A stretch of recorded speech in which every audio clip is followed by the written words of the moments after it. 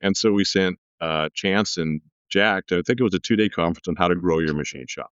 And one of the items that one of the people that were there, you were there, and talking about Pro Shop, but Right. not to demean your, the charisma and strength of your personality, but more importantly, they talked to other machine shop owners who Mm.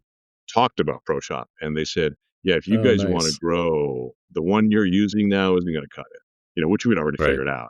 And they said, "You got to go. You got to give these guys a try. I mean, it's a great system. It's a great program."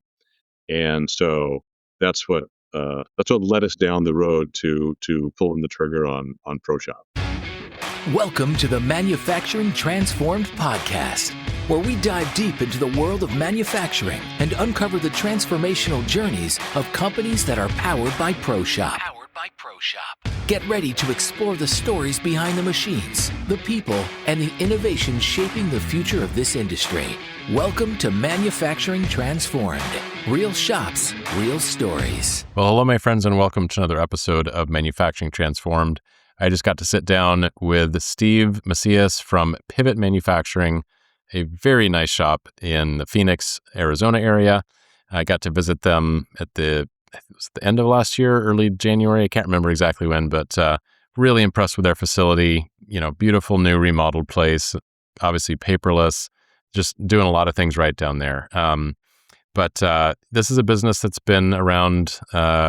Steve and his partner bought it as a tiny little shop 26 years ago. So they're in 2000. We get into the backstory of buying this business right before the dot-com burst, and because they were doing semiconductor work back then, and then 9/11. So these guys have definitely seen how hard this business is. But obviously persevered for years and, built a very nice business. But in the last few years, remodeling their shop, putting Pro Shop in, it really has, as we talk about near the end of the episode, really has been a transformation.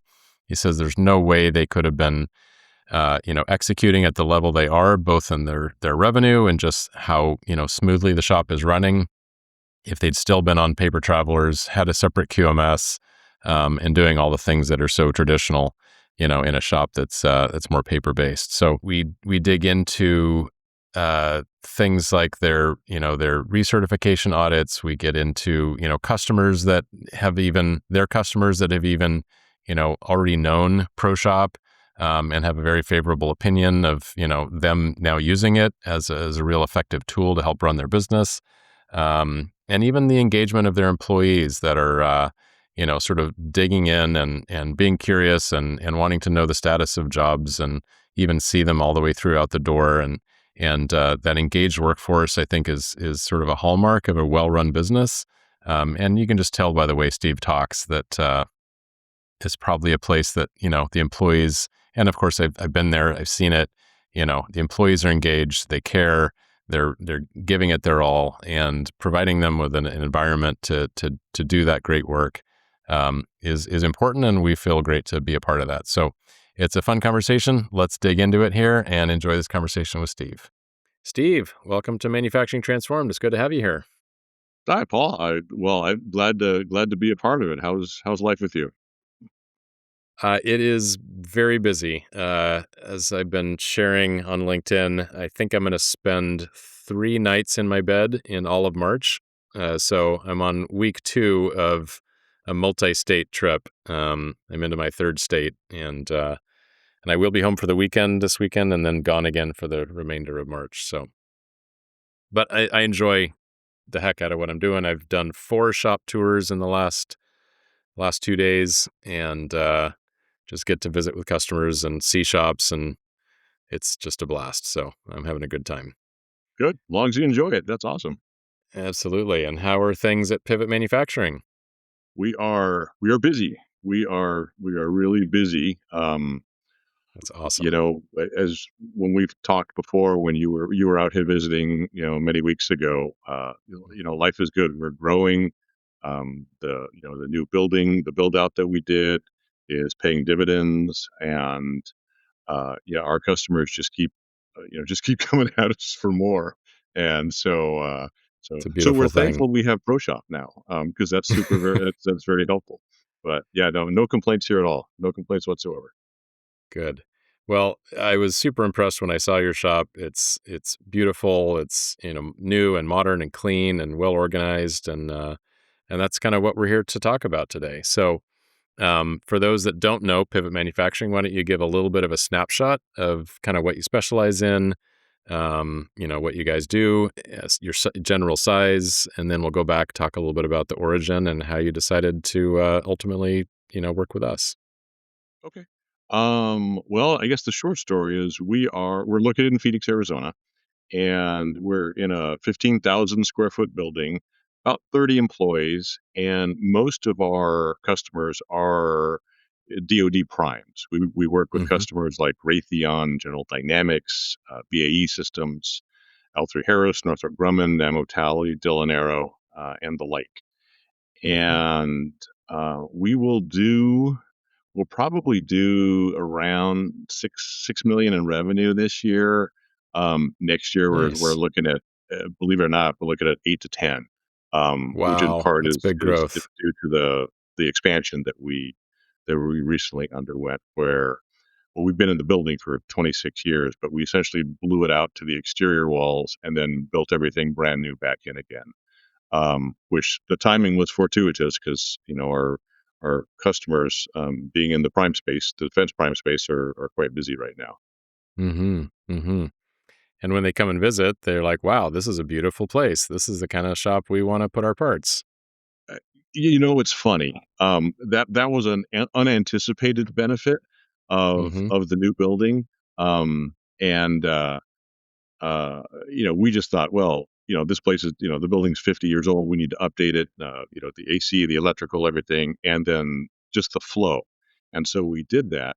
And I, I have to give my wife a lot of credit because she came through and she was like, well, these colors are horrible. You need to change this. You need to have this. Let's put some plants here.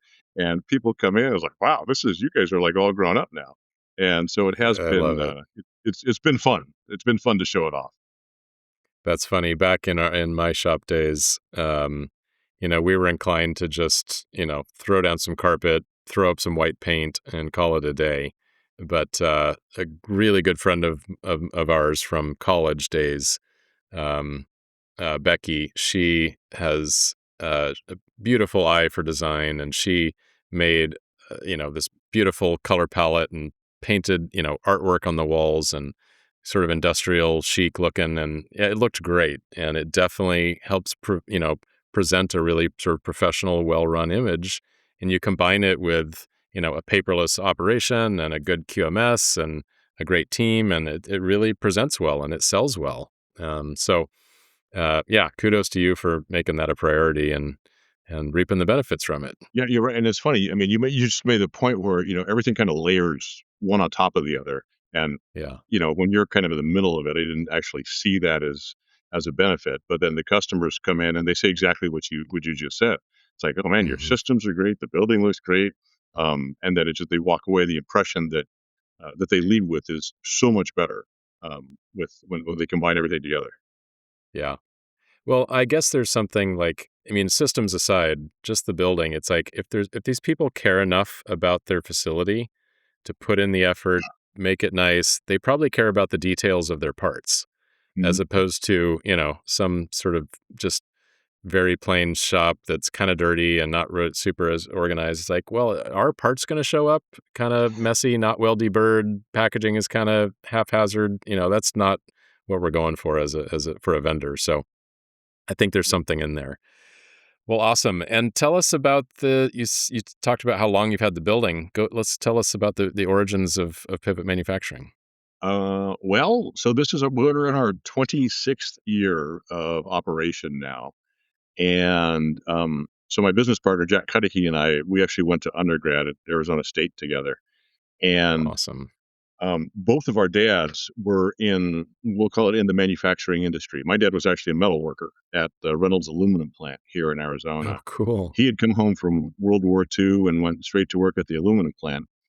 Jack's dad was a fighter pilot in the Korean War, and he came and went to work for what is now Honeywell. But years started out as like Garrett Air Research and a number of other iterations. But so that's where he was working. And so when Jack and I were at college, we were saying, "Oh man, it'd be great to build stuff." And then after we graduated, we both went corporate. He went into Hughes Satellite Systems, and I went to Abbott Labs in Mm-hmm. say pharmaceutical sales.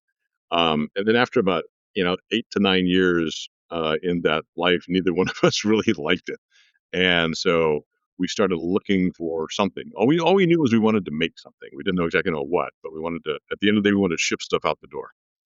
And so we found a little shop. The guy had 3 CNCs and one customer, and he wanted to sell. And so we had all these. I just got my MBA, so I thought it was really smart. And so we bought the place, and Okay. um, this was in we closed in May. We closed in May of 2000, and so it was. It was great because his one customer was in the semiconductor industry. So if we look at May of 2000, it was right before the dot-com bubble burst. So for like 10 months, we just printed money. And it was like, oh, this is awesome. Okay. Everybody start their own business. And then And you thought you were a brilliant business person too. yeah, right, darn right.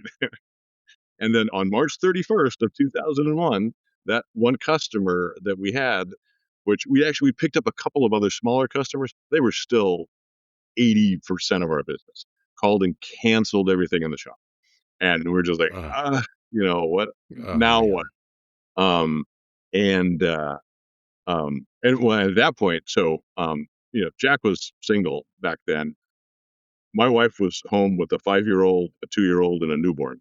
And we just Oh, signed, an SBA loan, putting our house up, as oh, collateral for this loan to buy this. Steve. Oh So man. it was tremendous. Yeah. um, so we were scurrying, and at that point, it's kind of funny because we'd signed these loans, and Jack and I still had some savings, but the thought was, well, look, if we default on this loan, they're going to take everything we have anyway. So we just pulled whatever savings we had to try to keep afloat. Mm-hmm. And somehow we managed. We'd started doing a little bit of work for, at the time, what was Motorola Government Systems here in Mm, in Phoenix, which was okay. then bought by General Dynamics. And we started doing work for it was a smaller company at the time, General Atomics, out of San Diego, which makes the Predator, which they weren't hardly making any of them. I mean, they weren't making too many of them at that point. Um, and then 9/11 happened, and then suddenly these defense customers got busy, and we had our toe in the door, and so Mm-hmm. we got just busy enough to pay the bills, which that was a victory. Um, Yeah. and Yeah. from that point, we moved on to uh, um, picking up some more defense customers. Um, Mm-hmm. who did we pick up? We did a little bit of work for TRW, which then became Northrop, another local company uh, that we worked a lot on which became BAE Systems on vehicle stuff. And so that suddenly became our space, was the defense industry. And ever since then, we've been in that defense space, and growing with them ever since. Then we picked up Raytheon a couple of years later, or a couple of years later, because they have a huge facility down in Tucson. And so now we Mm-hmm. do work with Raytheon, um, gosh, all over the U.S. in a number of different facilities. And so that's Nice. that's kind of how we got started. And Okay, man. Yeah, as you talk about that period, it kind of gives me flashbacks to my own shop days. We started our shop in 97. uh-huh. In 2001, right at the beginning, 2001, we moved into a 4 times bigger facility, took on a much Uh-huh. bigger rent, just hired a few people. We're up to like 12 people. And yeah, and our workflow, we were mostly aerospace. And after 9/11 happened, it just fell off a Oh, cliff. right. And we were literally weeks away from bankruptcy. I mean, we could not pay payroll. We couldn't pay our vendors. We Yeah. we we we thought we were savvy businessmen, in the Right. first 3 years when the economy was good, and Yep. boy, did we learn that we knew very little. Yeah. But yeah, made it through the skin of our teeth, kind of like you, and went on to flourish after that. But man, yeah, Yeah, it's it's funny. We it's had and we had some issue. I couldn't even tell you what the issue was. So just within like the past like 4 or 5 weeks. And one of the young guys who works here said something to the effect of, honestly, I mean, and I think Anthony might be 25, 26. Um, and so he said, "Well, doesn't this even phase you?" And I was like, "No, not really."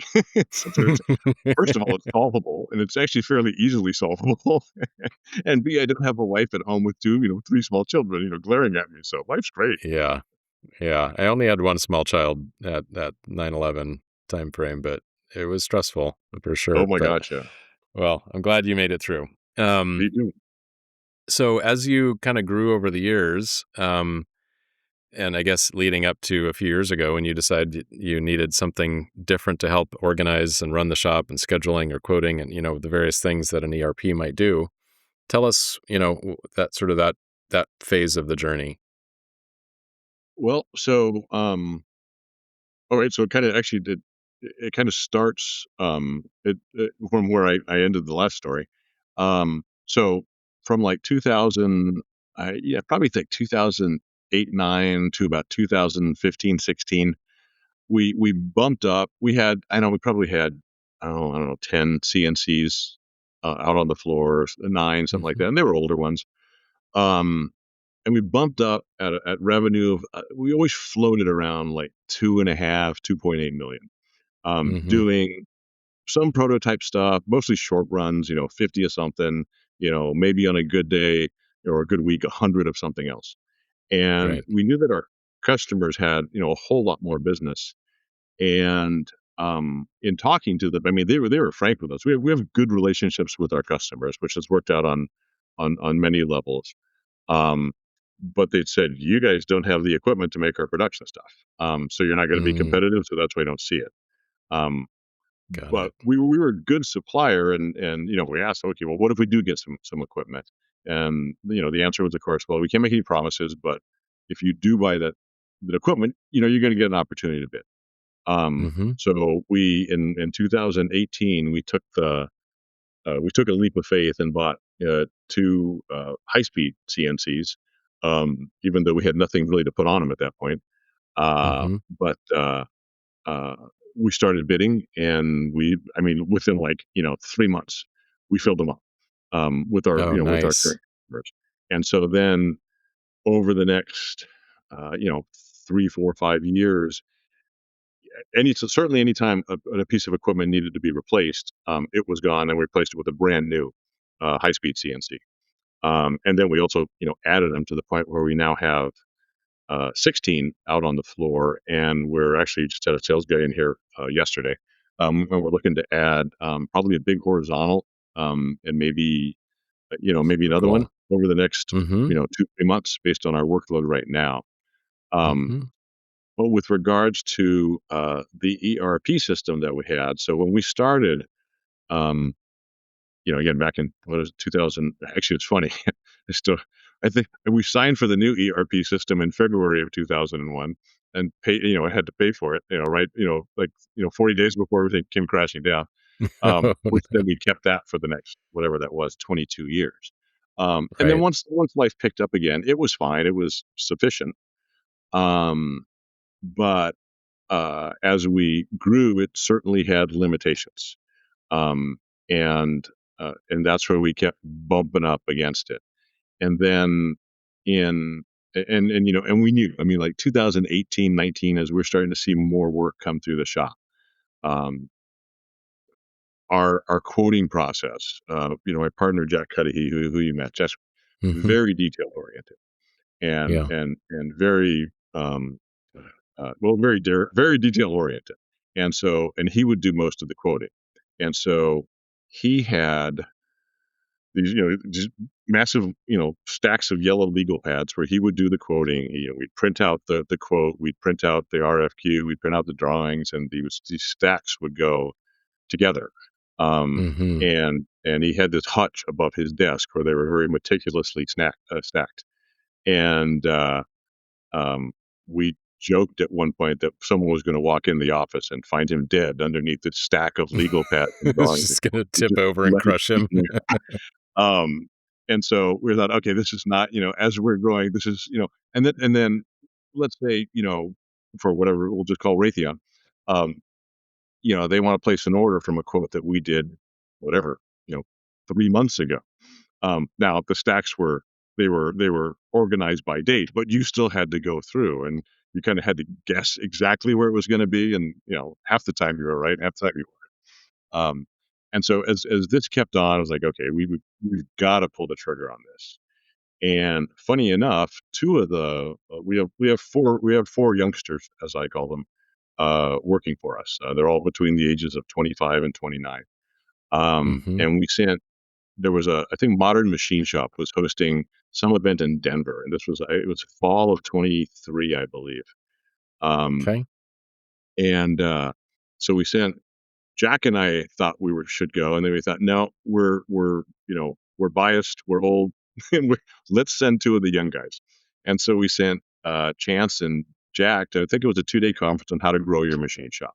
And one of the items that one of the people that were there, you were there, and talking about Pro Shop, but Right. not to demean your, the charisma and strength of your personality, but more importantly, they talked to other machine shop owners who Mm. talked about Pro Shop, and they said, "Yeah, if you Oh, guys want to nice. grow, the one you're using now isn't going to cut it." Which we'd already Right. figured out. And they said, "You got to go. You got to give these guys a try. I mean, it's a great system. It's a great program." And so that's what led us down the road to pulling the trigger on Pro Shop. Wonderful. That's great. Sorry, I Um, talked a lot. I forgot. Did I answer your question? you did. You did. Okay. Yeah. No, I mean, I think most people understand that without naming any names, just the typical, frustrations or limits that a more traditional system has. And even if you're using its quoting system, let alone quoting on, legal pads and making very Right. careful stacks and Right. not having that, what do you do when you win those? Um, okay. And were you guys, I imagine, already AS9100 at that time? You probably had been for years prior, or where was Yeah, that in your journey? we were, oh gosh, I think we've been ACE 9100 since like maybe 2000, I don't know, 10, 11, something like that, 12, somewhere in that Got it. neck of the woods. Okay. Yep. Well experienced. And was your QMS not part of that other system? It was just more on the Oh side, no. file Yeah, no, there folders, was, all that. yeah, binders, file folders, yeah, the whole bit. Okay. And uh, yeah, yeah, there was no way in the old system to incorporate the QMS into that. Um, and so again, that was one of the uh, that was part of the attraction of ProShop, was that it could be integrated. And that's not my sandbox. It's my quality director.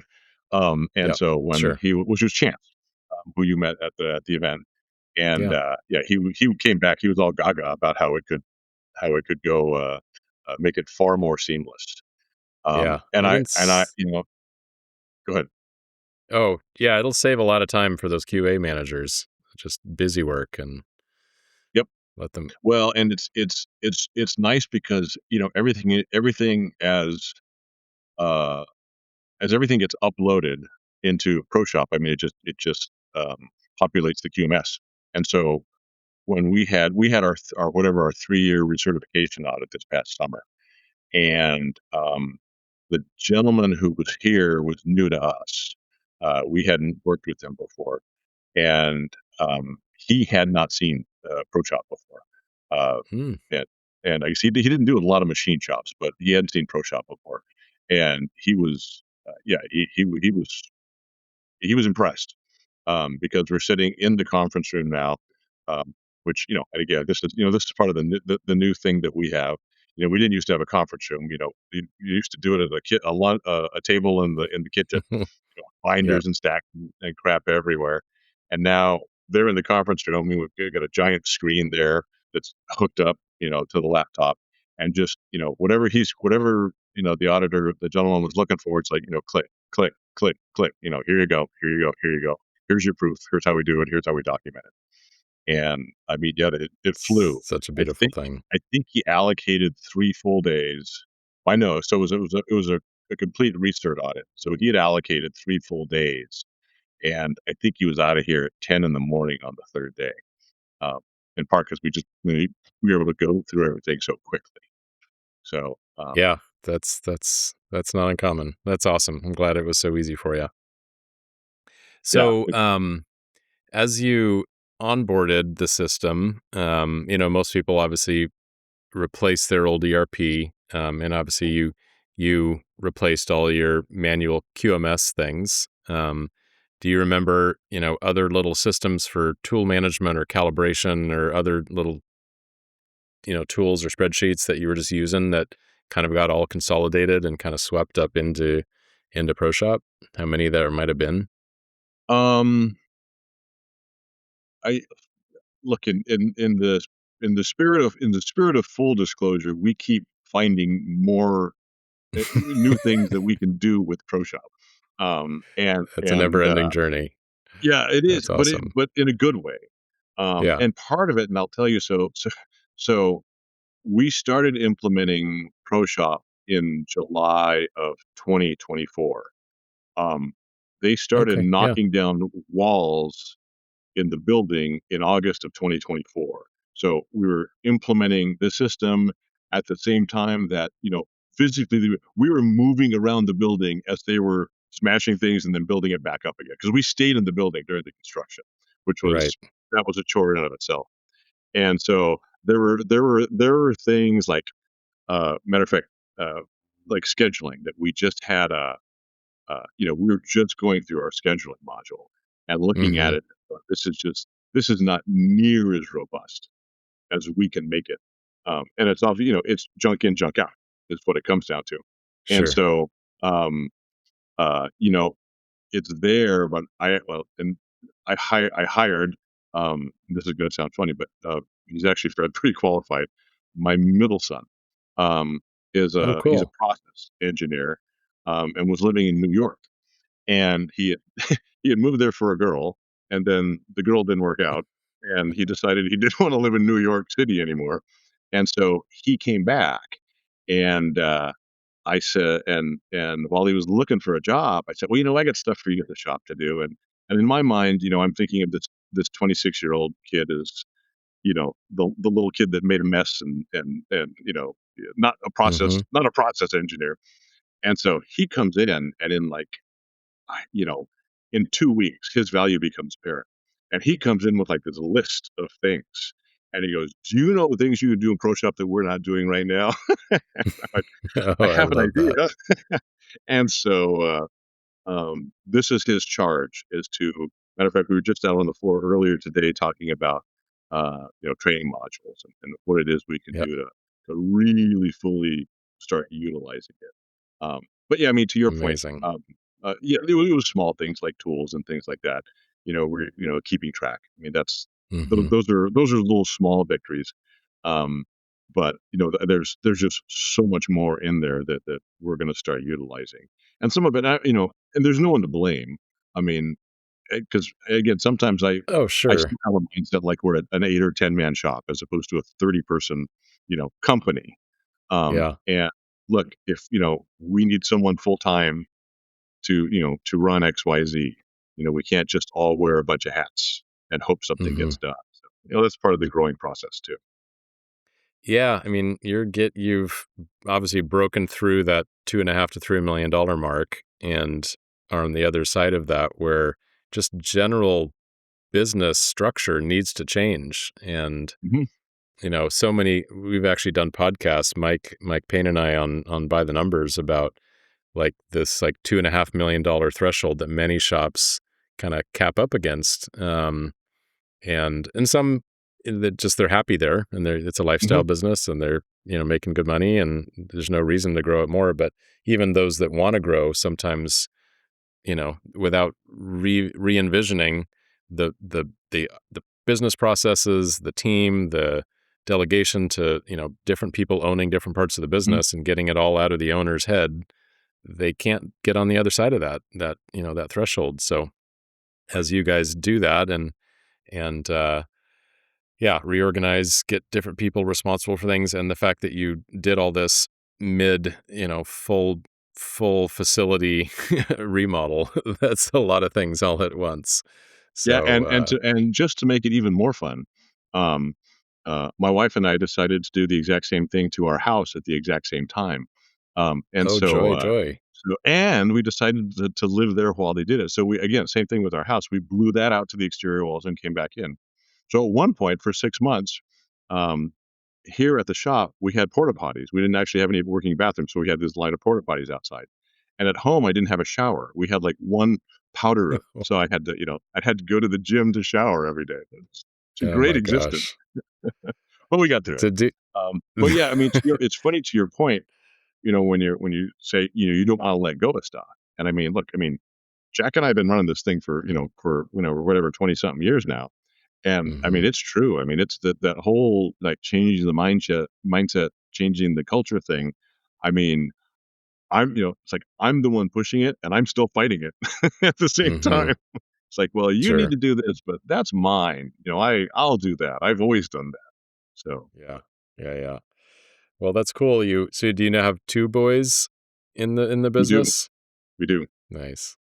we do. Yeah, the oldest one is he's really handling more the sales and the marketing side. Mhm. Um, Yeah. it's funny. He's doing it. I've had to let go of that because we've gone to these conferences, whether it be AUSA or Navy Gold Coast or where our customers are. And I mean, I'm pretty outgoing, but I'm also a little cautious, and Mhm, so actually I'm very cautious. But I will go to these conferences and I'm kind of scoping out. Okay, who do I know here? Who are our customers?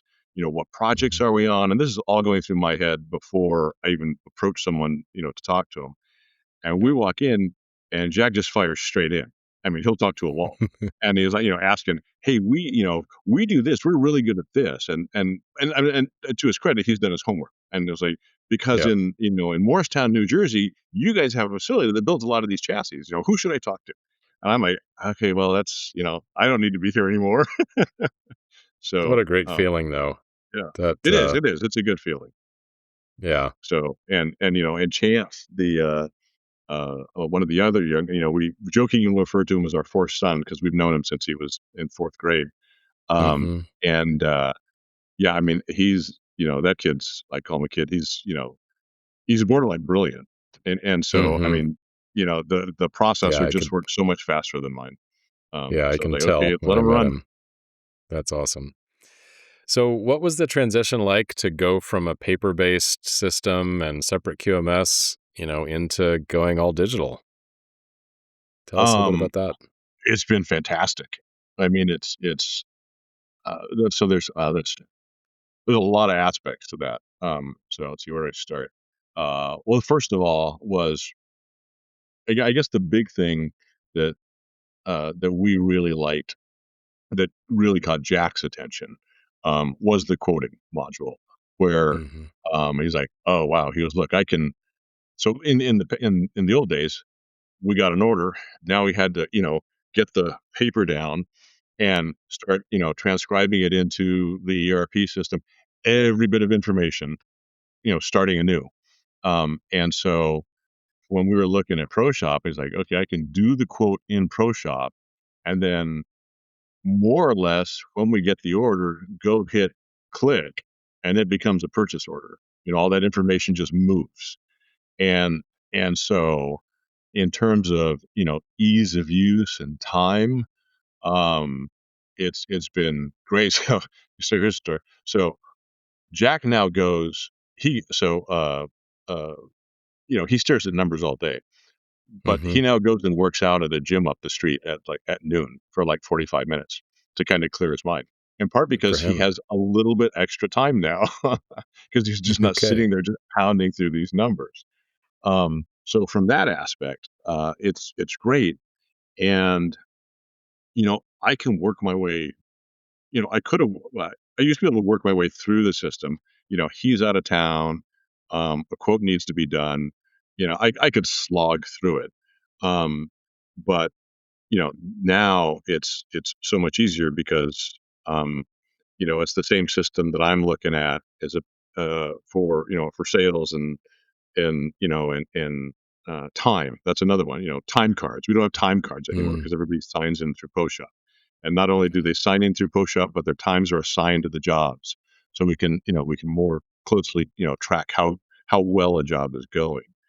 Um, and so it's all there. I mean, if I get a call from General Dynamics, and they have a question on a quote, I mean, I can be in the quote in 30 seconds versus saying, yeah, let me go find it. I'll call you back, in an hour or something mm-hmm. like Sure. that. And then as we move forward, uh, like as the job becomes an order, it now moves out to the shop. I mean, we all remember, we know the days of these big, thick, traveler packets that flow out to the shop, and then excuse me, and then and if something gets lost, it's like, hey, where's the drawing? Well, it was in the Inevitably. traveler. I put it there. It should be there. Well, it's not. Um, and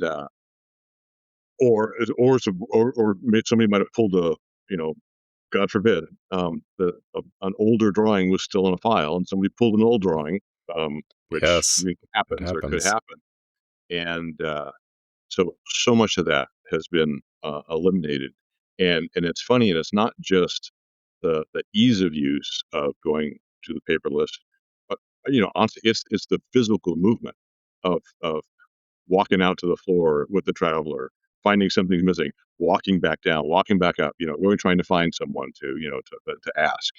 And so much of that movement has been eliminated. Yeah, the guys on the floor love it because, matter of fact, I was talking to one of them earlier today, and he was just playing with a drawing and or looking at a drawing. I just asked him, "What are you doing?"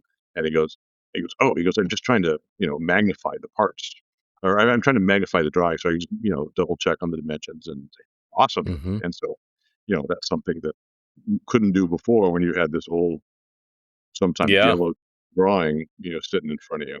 Get out an actual magnifying glass and try to make it bigger. Exactly. Yeah, or put my Oh, reading glasses on. well, and that's another thing too is, Paul, I can't tell you, like, when we redid, the building, how many file cabinets we were able to get rid of. They were just, stacked and stacked and stacked with certs that, it's all electronic now. Um, and so, that's been a Well, huge I mean, the space that's opened up just by on the lack of file cabinets that we have now is fantastic. how many do you think you got rid of? Oh, crap. We probably 10, uh, 10 Like, big file cabinets. yeah, like full size, like 5 foot tall Florida, Yep, yep, and several then, cabinets like, 2 worth. big drawing cabinets too. Um, Mm, because we had stuff in there, that obviously you have to keep it for a certain amount of time, but because we had to keep it, stuff never got thrown away. I mean, so we had hmm. drawings in there from parts that we'd made in 2002 that we'd never made again. And so Right. that was a good opportunity to, to clear that junk out too. Yeah. That's perfect timing as you're doing your remodel to free up all that Mhm. space and use it Matter for of more fact, it was productive. funny. At one point, so it's actually I think it's a lift facility that's next door to us building. I might have told you the story. And at one point, so we had a big construction dumpster on one side of the building for construction, and we had another dumpster for the stuff we were clearing away. And I asked, and one of the guys comes over, he goes, "Are you guys going out of business or something?" I said, "No, why?" He goes, "Well, you keep throwing so much stuff away." And I said, well, I've got 25 years of junk I'm throwing away. So How liberating. That's awesome. and then it seemed like we were making, I don't know, weekly trips to the, where I forget the company, the shredding company to get rid of Hmm. all the drawings and the documents that we had to go shred. So Yeah. it was a very cleansing feeling. Yeah. So when I was there, it seemed like my impression was your shop crew was fairly young. Mhm. Not all, but did you have any pushback from the shop floor about paper? Some shops there's like a hesitation. They kind of have that safety blanket of a drawing or whatever, Right. and kind of push back. But that's not true in every shop. No, we really didn't. And the funny thing was, is like if you had been here 15 years ago, our machinists were all, other than maybe two of them, these were all guys that were older than me, and so they were old time machinists. And the funny thing was is when we switched to what was it, the CAM system that we use, Master CAM. Um, Hmm. it's really funny because even simple things that they were, that they could do, they didn't want to do. And it's like, look, we gotta, we just paid for this. It's going to help us. It's like, no, no, I want to do it my way. Mm. And it wasn't a conscious effort, but a couple of those guys retired. A couple of them moved on. And sometimes you're good, sometimes you're lucky. And we happened to be, lucky in that the ones that kept applying every time we had an opening were younger guys who were, like more tech savvy and more, Hmm. willing, to them, it was nothing to be on a phone and look up information, instantly. So we Yeah. we had zero resistance Oh, I when we love were that. going That's through it. great. If it was cheered, actually. Sort of about time kind of Yeah, sentiment. exactly. Yeah, pretty much. I've definitely heard that. So after, you mentioned the physical movement, not having to walk out and look for something or do something. Mhm, When we think about like the movement of travelers at the beginning of the process, obviously, the way that, as you were saying with, taking a quote, clicking a button to turning it into an order um, and not having to, go get something out of a file cabinet and build the whole thing. And then, in many shops, it literally has to physically move, if it's on paper, move between multiple desks, go to mhm. someone in purchasing, go to planning, go to scheduling or quality. Oh, And yeah, it that was could us. be 5, 6, 10 days before it came out the other end. Can you speak to sort of just lead time, like how much different things have shortened as people are able to parallel process and do things instantly? And if that's Um, affected your overall lead times or just how much time the shop floor has to make things? uh, well, yeah, lead times right now keep creeping up, but it has nothing to do with Pro Shop. Um, but to your point, and it's funny, so, one of the things that Jack used to do is when we got an order, um, he would he would accumulate the orders that we had for the week. And then come in and then typically do them on Fridays or come in Saturdays when there was no one, the phones weren't ringing. He wasn't being bugged, so he could concentrate and make sure that all that information gets input correctly. And so, um, there were many times when I, remember, um, that, there was a job, maybe we quoted on the tight end of our schedule, let's say 6 weeks or whatever it was. It wasn't input until, a week after it showed up. And so this job that we quoted 6 weeks to build, the rec to order material was showing up a week after we got the job. And Yeah. so, there were lots of instances where, you know, we were scrambling just because of the way that we had to do things. So now, I mean, it's, you know, what time? It's almost 3 o'clock here in Phoenix. Let's say we got an order. We got an order from, Northrop at 10 o'clock this morning. There's a good chance that by, one or two, it's already in our system. And Anthony, who orders material, um, it looks into the system, sees what he has to order by the end of the day, and that order is placed. By the time he leaves, Hmm. between 4 and 5, Yeah. which is, we just gained a week from the old system, Right. which these days is really important. And When go ahead. when things were crunched up like that, would that make it more likely you'd be expediting, anodizing or powder coat or any other outside process and then We're just overnight shipping blaming it the to your outside customer? processor yes. Yeah, right, exactly, because you'd have to scramble to make up for that time that you lost on the front end. So yeah, that wasn't unusual. It was like, calling your processor, "Hey, I need a favor. I got a rush job." Um, and so, and it's funny because that happen more often than we'd like to probably admit, because back then when we were doing, shorter run jobs, we were typically quoting stuff at, whatever, 5 weeks, 6 weeks, 7 weeks. Whereas right now with these larger production jobs that we do, um, we're quoting, whatever, 12, 16, 18, 22 weeks, depending on the job and what's required.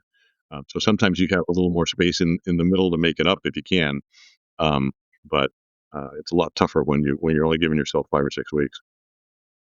Do you have any rough order of magnitude of like how much you maybe used to spend on various expediting fees or this or that, or overnight shipping charges for tooling, or things that just weren't, you ran out of time, or you weren't being as proactive in the planning or the procurement or whatever?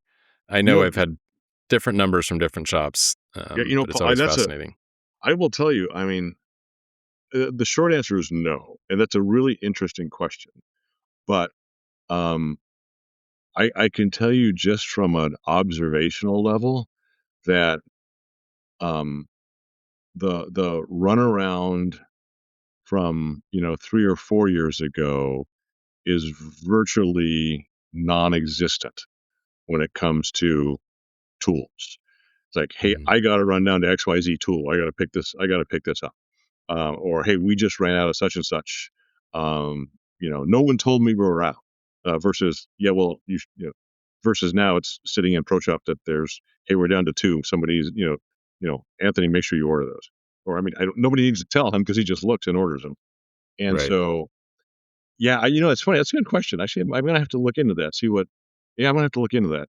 Um, because there was one, and the reason I know is because there was one tooling supplier in particular that's a local tooling supplier, and God bless them, they were really responsive. But we only Hmm. used them when we were, in a bind. And Hmm. so, the funny thing is, I rarely write checks to those people these days. Whereas Right. before, they were just that was part of the normal, accounts payable. Um, Got it. that's funny. That's an interesting question. I'm gonna go Yeah. dig that. I'm curious.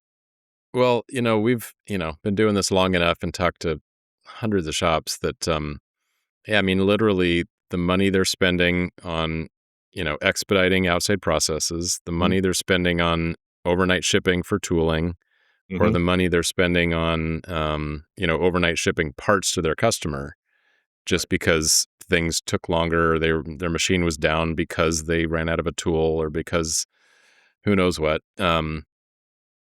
Many instances where just the savings of those kind of fees is well in excess of what Pro Shop costs them on an annual basis. And that's not Right. even the expensive part of downtime. If your machines are sitting idle for half a day because you broke your last, 1032 tap Mm-hmm. and you just don't have one for a few hours, Right. that's where the expense really adds up. So just, yeah, uh, that's why I just love, I love asking that question, because when, as you kind of get the gears churning of like, what are all the categories where we're saving money or increasing our throughput, Mm-hmm. or just reducing our setup times, reducing our scrap rates, whatever it might be, they can be significant, meaningful dollar figures, right? And in a small business where margins are tight, that's hugely important. Yep. Yeah. Super important. Matter of fact, it was funny. We were just talking about tracking uh, scrap on a more granular level than we're currently tracking, based on what Hmm. we can track in ProShop. Um, this Oh yeah, morning with sure. Yeah. one of my lead machinists. So he came from Yeah. a much Yeah. bigger shop, and he goes, "Oh yeah, he goes, we need to track this." Okay, Yeah. Down to the part number, down to the feature, down to the machine. Yeah. All yep. those are That's totally exactly what he was available. talking about. Was because we, right now it's like, well, whatever, this part went bad, as opposed to what, and this is exactly what Danny was talking about this morning. He goes, well, we need to know, is it a thread? Is it, what happened? Did it go? Did it, what went bad? Not just did the part go bad, but what went bad on the part, and that way we can Hmm. address it more thoroughly. It's like, okay, it's part of growing up. Yeah. And quite honestly, you get all that for free. If Mm, you're building that sequence detail, that part check information, and you're doing your in-process and first article inspections, when someone, puts in a value that's out of spec, it automatically tags the part number, the Hmm. work order, the person, the dimension, the gauge, everything. Um, Hmm. yeah, and you can slice and dice it any way you want and look at it. What's for this part number? What's our number one contributor of scrap, or this client, or this shift, or this person, or this machine? Yeah, and really start to put in process improvement to Hmm. reduce those costs. Yeah. Um, awesome. Uh, I'm curious, you mentioned auditor. Any customer auditors that have come to visit and just kind of, I guess maybe you alluded to this at the beginning, the sort of beautiful facility shows really well and the whole system shows well in general, but any specific sort of customer audits you've done where the customers are just like, wow, this is a shop we want to send more work to. Okay, well, you're gonna like this story because Okay. they knew you, and it was a. I mean, I don't mind sharing their name. It was a General Dynamics OTS facility in Seattle, Oh yeah. and we do Yes. we do work for them.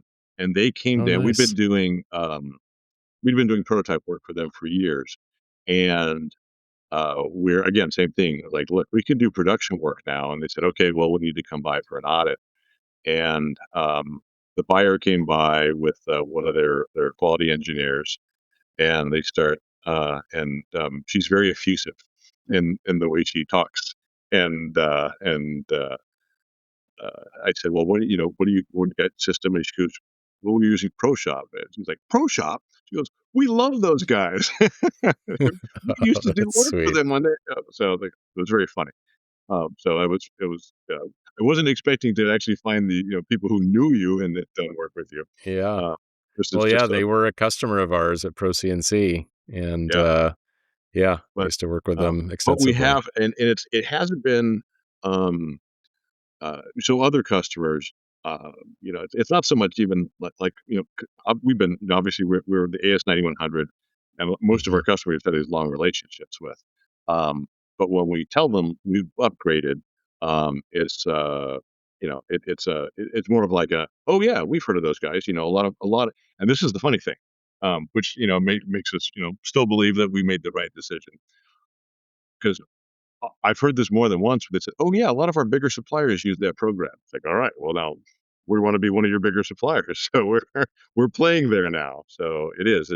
There's definitely a recognition, but I mean they not the supply chain manager for machine parts for L3 Harris may not know exactly what ProShop does, but he knows he's heard of it and he knows it's well respected. So I'll take that. That's Yeah, that's awesome to hear. Yeah, we were doing a podcast with on making chips with the Servin brothers, Servin Solutions out in New York, and they said they got one of their biggest customers who were actually looking for shops that ran on ProShop specifically Oh, because they had seen over their supply chain that those suppliers performed better on average than suppliers that weren't on ProShop. that's So they funny. were specifically seeking them out, and yeah, they're one of their biggest customers. So it's they thought that was pretty darn cool to hear that, That just is. sort of I out mean, that out in the wild, somebody had actually dug into it, and then Mm-hmm. come up with Mm-hmm. obviously a favorable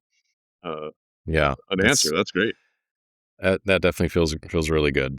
So yeah, if we can help drive the sales side of a customer of ours, for various reasons, that's uh, that's a great feeling, and Yeah, that's a it win. contributes in a bigger, meaningful way than just helping Mhm, organize the shop. And mhm. um, are there, just maybe as we start to wrap up here, any other just sort of you know considerable changes in metrics or other improvements we haven't talked about that were notable to you? Gosh, changes in metrics. Um, like I said, it's almost, uh, I don't know what the word is. Um, you know, I I try to hold myself to a fairly high standard. Um, but, it's funny when we're out there looking at what we do with ProShop. Um And, it's almost, like, slightly embarrassing, like, when we're talking about, like, the scheduling, and if you looked like effective scheduling, in Pro Shop and you gauged it from 1 to 100, and we're probably about 17. It's like, ooh, wow, we got a lot. We can really, there's way more here that we Hmm. can use and we should be using and we will be using. Um, Right. and a part, like you said, because of the metrics, because we see the um, well, we see the metrics that we can pull from it in the stuff that we are using, like Hmm. we're pulling information off of the information that we're quoting and the jobs that we win, and we're importing that into our CRM. So, I mean, that's just pretty much. I mean, that's just giving us what our win rate is, and so that's something that certainly wasn't available in our old system. And so, in looking Got at, it. okay, if we can pull that information out, what other information we can pull out, and it's funny, and this is more than one of my guys has told me this, and and it didn't occur to me that this was important, because I think when we first started, we kind of had that, that East Germany central command is like, just make your parts and do your job, don't ask why. And then, Hmm. over the course of years, we figured out, okay, people have a lot to offer, and we need to share with them. And one of the things that the guys told me, which I found um, interesting and good, from an engagement perspective, that they liked. He goes, "Oh yeah," he goes, I like being able to track the parts that I made, and see when they went out to processing, when they come back, and when they ship to the customer." I'm like, "Oh, well, good. I'm glad you're interested in that." But that hadn't occurred to me as a benefit. But yeah, it's like apparently the guys do it, and they like the ability to do that. It's like a sense of accomplishment that they get, Hmm. from saying, "Okay, those parts are made. They got processed. Hey, they're out the door to the customer. They're on their way." So That's cool. Yeah, that was that's pretty fun. some that's hadn't thought about that. yeah, that's some ownership.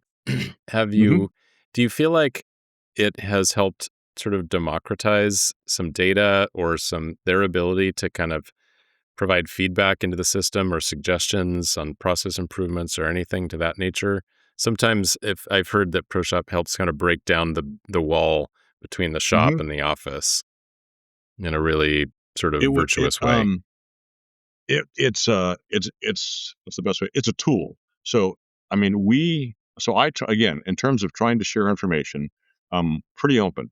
Um, there's a whiteboard out on the floor where every week I update how many orders we got last week, how much we shipped, Hmm. what the volume was, how much we quoted, and I forget what the other Nice. one was. There's a couple of, but I mean, these are dollar metrics that the guys Hmm. can see.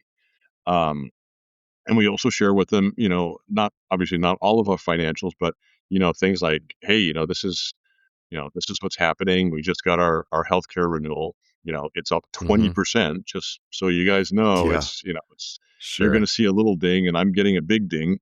So we share stuff like that, and so the more information that they have, they feel pretty free to look at it and throw it back at us. It's like, hey, I noticed, you know, whatever it was, um, uh, what is it? I can't remember the topic.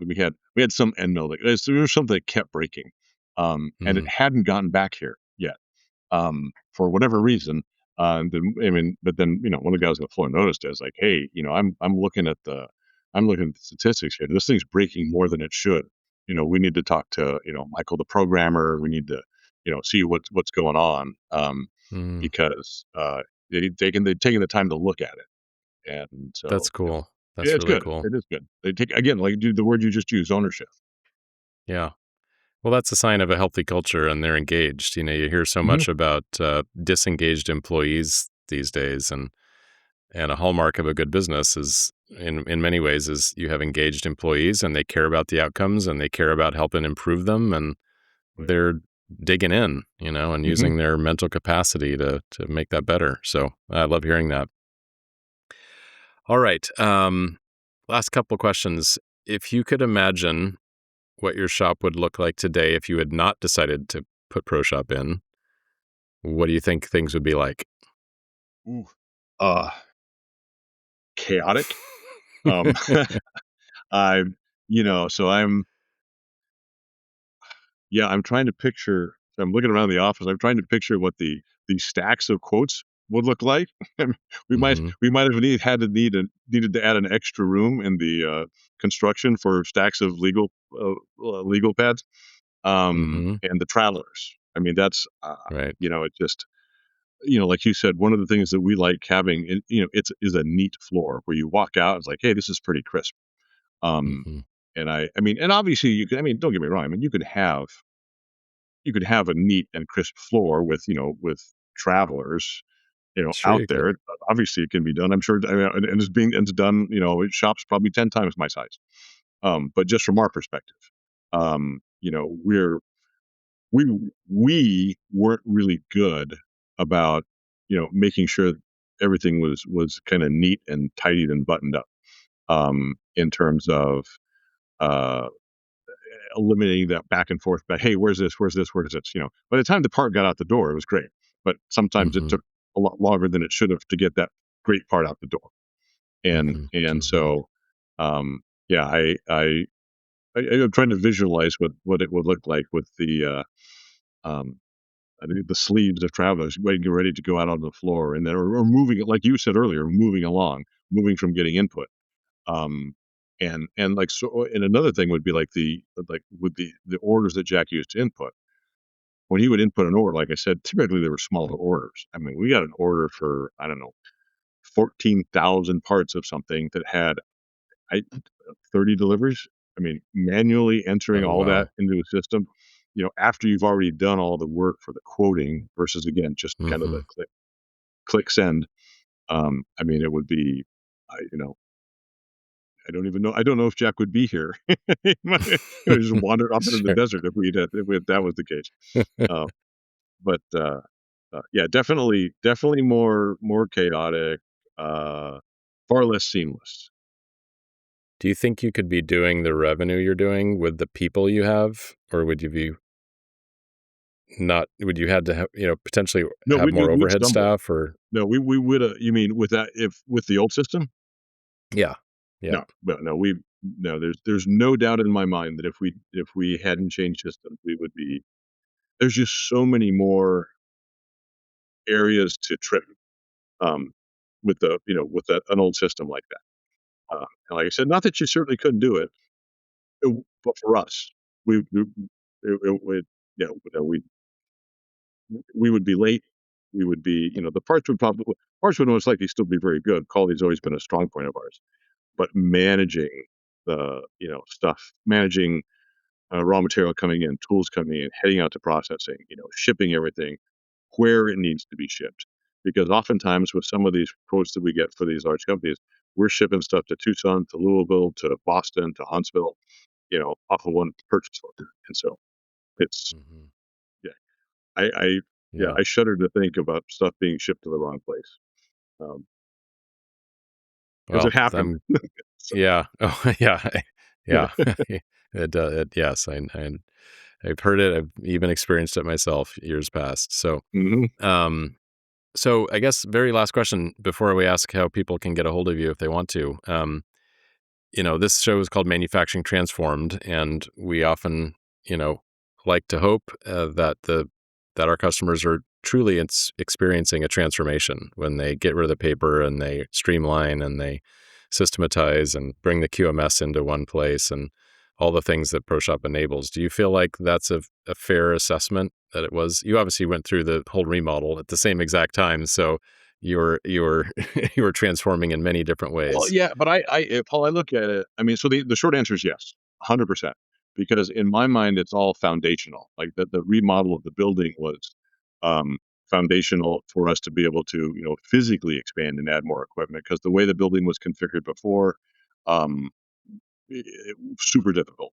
Um, Pro Shop is foundational because um, I mean, I look at it and like I said, knock on wood, we may do 8 to 10 million next year. And, the young guys keep coming up and, the more they're running the day to day, um, I look at the system and like, okay, if in 5 years, these guys are running, 15, 16 million out of this place. I mean, the Pro Shop's fine. Pro Shop's great. I have I have no, I have no, I have no hesitancy that that system won't handle whatever it is we run through it. So, I mean, to my mind, yeah, it's transformational, it's foundational. It's helped us get to this point, and it's gonna just stay anchored there, helping us, you know, keep growing. Awesome. Well, we're so glad to do it. So grateful to be able to, be a partner to you and help you along your way on your journeys to success. So, But if thanks. people want to learn more about Pivot or reach out or send you an RFQ or whatever it might be, apply for a job, where would they reach out? Perfect. Well, our website is whatever it is, www.pivotmfg.com. You can find me on LinkedIn too. Hmm. Steve Macias, Pivot Manufacturing, LinkedIn. I'm happy to share my email. It's pretty simple. It's first initial last name. It's S Macias, so SMACIAS at pivotmfg.com. And Thank you, Steve. you can tell I like talking, so I'm Yeah, I always open. appreciate it. I appreciate you being on the show. I know it took us a little while to find a time when neither you or I were traveling. Obviously, I'm at a hotel in Georgia, so I am traveling, but I'm glad it worked out and fun that we got to do this. And Yeah, no, this was yeah, fun. thank Thank you you. again for this time. I appreciate it and you sharing your story. And congrats on all the success. Thank you very much. Have a great All trip. right. Thanks, Steve. Take care. All right.